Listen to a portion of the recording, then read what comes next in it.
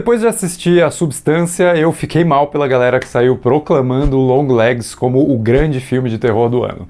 Tudo bem, são filmes completamente distintos, mas existe uma diferença nítida entre algo que fica meio na promessa, como aquele filme do Nicolas Cage, e uma obra que realmente entrega. E quando você pensa que ela já entregou, ela entrega ainda mais e continua entregando ao ponto de eu ficar quase implorando para o filme parar de entregar, porque eu não sabia se eu aguentaria mais alguns minutos. Até que chegou o final e tudo fez sentido e eu saí da sala de cinema plenamente satisfeito com o que eu assisti, mas levemente revoltado por eu ter que ir dali direto pro almoço. E daqui a pouco a gente fala mais sobre isso.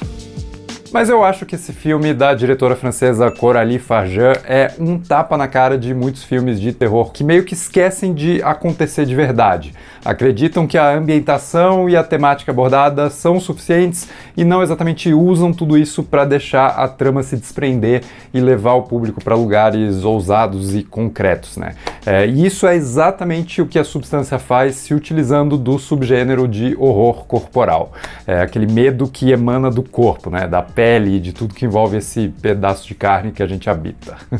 Eu tô começando o vídeo comentando justamente esse aspecto grotesco do filme, porque não adianta falar de A Substância sem deixar claro que esse filme vai te levar com gosto, por caminhos bastante desconfortáveis, mas que estão plenamente a serviço dessa história sobre uma celebridade chamada Elizabeth Sparkle, obcecada em recuperar sua juventude por ter sido completamente descartada por uma indústria que ignora a existência e o valor de qualquer mulher acima dos 50 anos. Mas enfim, a sutileza definitivamente não é uma característica que vem se manifestando nos filmes da Coralie. No seu primeiro, de 2017, chamado Vingança, a vingança é um combustível para uma overdose sensorial num filme que joga a suspensão de descrença para o espaço, mas rende, em troca, uma jornada bastante satisfatória de punição masculina pelas mãos de uma mulher no meio do deserto.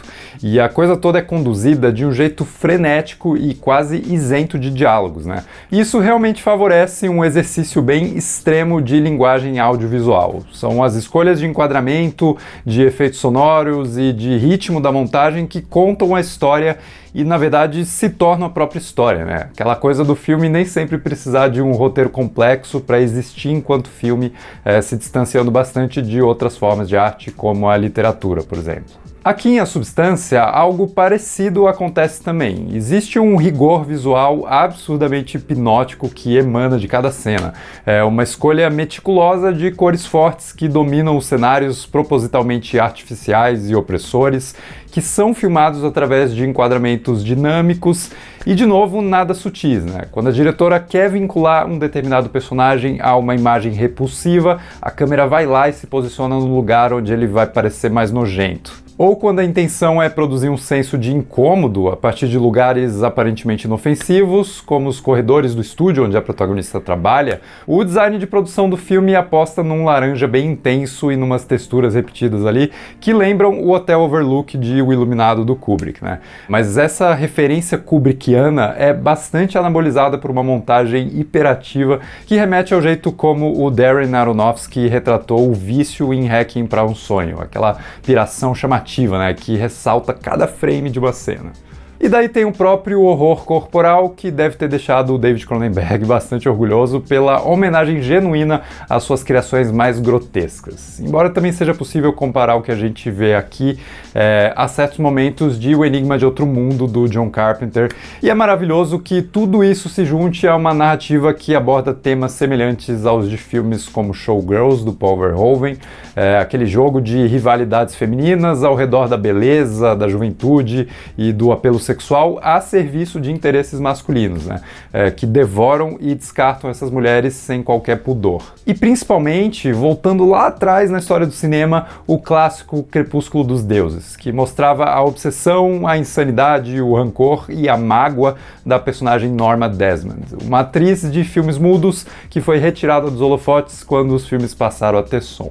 E aqui eu deixo registrado para quem não viu, obra-prima do cinema, cara. Vale muito a pena conferir. Enfim, o que a Coralie faz com toda essa mistura de referências é muito bem descrito pelo Owen Gleiberman num artigo da Variety. Ele vai dizer que todo esse coquetel de referências se torna original porque a diretora junta tudo isso à sua própria linguagem e voz agressiva. Pensando na linguagem, ele inclusive compara o estilo da diretora ao estilo de uma graphic novel, né, que se utiliza muito desse impacto visual para construir sua narrativa. Poucos diálogos e uma ênfase tremenda na imagem, o que explica bastante o jeito rigoroso como ela compõe os seus planos no filme. Onde ela posiciona a câmera, quais lentes ela escolhe, o quanto ela distorce o quadro, né? Em resumo, quando você depende muito da imagem para contar a sua história, é importante que essa imagem se comunique de forma muito clara, muito direta. E é isso que a Coralie alcança brilhantemente aqui. Já no lance da voz agressiva, o Owen diz que ela parte de uma raiva feminista sobre o jeito como as mulheres sempre foram dominadas por um mundo de aparências, né? Dominadas pela futilidade e abstração da imagem, digamos assim.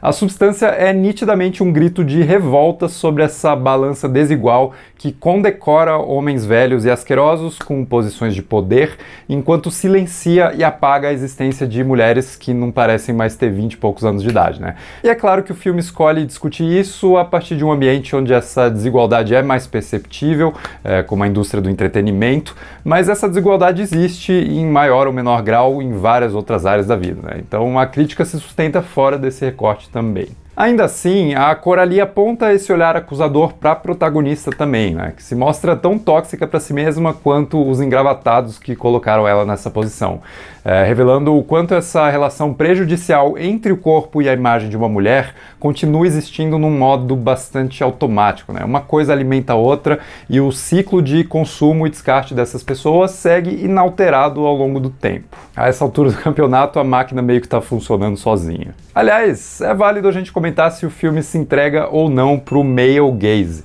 pro olhar masculino que objetifica o corpo da mulher, nesse caso não tanto o corpo da Demi Moore, mas sim o da Margaret Qualley, que interpreta a Sue, a figura jovem que toma o lugar da Elizabeth, com a câmera basicamente salivando ali pelo corpo dela durante as cenas de exercício, além da nudez explícita que aparece frequentemente aqui, né? E a discussão é justamente se o fato de ser uma diretora mulher alivia a objetificação que acontece pela imagem, ou se ela pode ser considerada culpada de perpetuar essa exploração visual. Nessa linha, o Chuck Bowen, lá no site Slant Magazine, comenta que a diretora entende o papel que esse olhar objetificante desempenha nesse ciclo de uso e descarte das celebridades, e reconstrói esse olhar elevando seu apelo à 10ª potência, né? A câmera realmente vai com tudo para cima da Margaret Qualley, enquadrando as partes individuais do seu corpo para justamente fazer dela menos um indivíduo e mais um conjunto de estímulos sexuais ambulante. Ao mesmo tempo, ela mostra que essa personagem está ciente desse apelo e faz um uso bem intencional dos seus atributos, e a intenção principal seria apontar o dedo também para boa parte do público, né? O filme estaria querendo fazer a gente confrontar e admitir que a gente gosta dessa versão sexualizada da Margaret Qualley, mesmo que a nossa razão diga que isso é algo problemático. Fazendo isso, a diretora não só aponta o problema, não só se insere como parte desse problema, através da sua direção nessas cenas, mas insere o público também, né? Num movimento que basicamente distribui diferentes graus dessa culpa para a sociedade como um todo. E é justamente o fato de ela exagerar, né, de ela pesar a mão nessas cenas, que chama atenção para a crítica que ela faz. Se a coisa toda ficasse só num nível Michael Bay, filmando a Megan Fox em Transformers, por exemplo, poderia parecer que essa alfinetada não foi intencional, né? Mas é por isso que o excesso e a falta de sutileza da Coralie trabalham a favor das ideias do filme. Agora, eu entendo que tudo isso poderia parecer panfletário demais, né? O filme poderia virar um grande discurso e só, mas felizmente não é o que acontece. Falando sobre essa intenção de fazer uma sátira de confronto, o Peter Bradshaw, lá no site The Guardian, ressalta que a Coralie alcança um resultado melhor do que 2 outros diretores também bastante agressivos que venceram a Palma de Ouro em Cannes recentemente. A Julia Ducournau, por Titane, e o Ruben Östlund, por Triângulo da Tristeza, que tem vídeo aqui no canal. E eu argumentaria que o motivo que eleva a substância acima desses filmes é que, no fim das contas, a Coraline não está subjugando o seu filme à mensagem que ela quer passar. Ela não esmaga a experiência bizarra e estimulante que ela criou sob o peso de um discurso. E o discurso é algo inerente ao cinema, né? Até a recusa em discursar é um discurso em si, mas o discurso não precisa ser a razão de existência da obra, ou mesmo uma desculpa para um certo desleixo em relação à forma, ao entretenimento, enfim. E a grande vantagem de A Substância é que ela usa essa acidez da diretora, essa reflexão sobre envelhecimento e o quanto todos nós temos medo desse futuro inevitável de degradação física e desvalorização estética, né? Ou mesmo o quanto essa inevitabilidade é usada como fonte de enriquecimento desses caras velhos da indústria, mas A Substância usa tudo isso como ponto de partida para se tornar, num nível bem frontal mesmo, um filme do caralho. Desculpem a vulgaridade, mas aí que tá, né? Esse filme não tem medo algum de ser percebido como vulgar, como repugnante, né? Ou de ser chamado de tosco, ridículo. Ele mergulha com bastante satisfação nesse subgênero do horror corporal, acima de tudo, porque isso é muito divertido, né?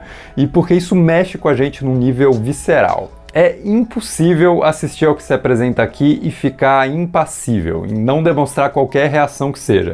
E se a sua reação for, que mau gosto, isso não é pra mim, esse é o ponto, cara. Mas eu entendo se você não curtir. Só que eu achei foda demais. Quando você pensa que o filme chegou num patamar ousado, ele vai lá e dobra a aposta e segue fazendo isso até que o seu desfecho surja como um misto de choque, alívio e insignificância. Eu até queria falar mais do filme com spoilers, mas eu tô achando tão legal que eu consiga discutir tudo isso sem precisar entregar as cenas surpreendentes que estão presentes aqui. Então eu vou terminar falando do final sem revelar o final, porque eu prefiro preservar essa curiosidade de quem não assistiu. E quem já viu vai me entender mesmo assim. Mas existe uma simetria muito incrível que acontece entre a primeira cena do filme, envolvendo o enquadramento de um pedaço específico do chão, e o último plano que ressignifica aquilo que a gente já tinha visto. E sim, eu concordo que o filme se estica um pouco além do necessário, o final realmente parece durar mais do que seria confortável, mas eu entendi esse desconforto como algo tão proposital, tão crucial, né? Porque ele realmente me fez implorar para esse final chegar. Só que quando isso acontece, nesse plano que remete ao começo, eu fui atropelado por um sentimento que eu não vou conseguir descrever melhor do que a Maureen Lenker no seu artigo para o Entertainment Weekly. A gente passou 2 horas e 20 minutos testemunhando coisas inenarráveis, motivadas por emoções extremas e apresentadas por imagens muitas vezes indigestas. Mas tudo isso aconteceu pra quê, né? Qual é o propósito por trás dessa obsessão tão prejudicial com a aparência? Essa associação errada entre saúde e beleza e a condenação do envelhecimento, esse desequilíbrio entre o lado que a gente mostra em público e aquele que a gente esconde na privacidade da nossa casa, na escuridão da nossa mente, né? E nas fotos não postadas nas redes sociais. A Maureen resume tudo isso dizendo o seguinte: a substância é sobre uma droga mortal, mas a sua característica mais tóxica é como ela reforça uma necessidade inútil de validação externa. A imagem final do filme fala sobre até onde as mulheres estão dispostas a chegar para ter um gostinho da admiração que elas desejam, só para serem eliminadas da relevância cultural num instante. E eu reforço que tudo isso existe num filmaço de terror contemporâneo, tão filosófico e pertinente quanto direto e estimulante, e um dos melhores de 2024. Mas e você? O que você achou de A Substância? Comenta aqui embaixo pra gente continuar essa discussão. E se gostou do vídeo, não esquece de deixar um like, se inscrever no canal e a gente se vê no próximo vídeo.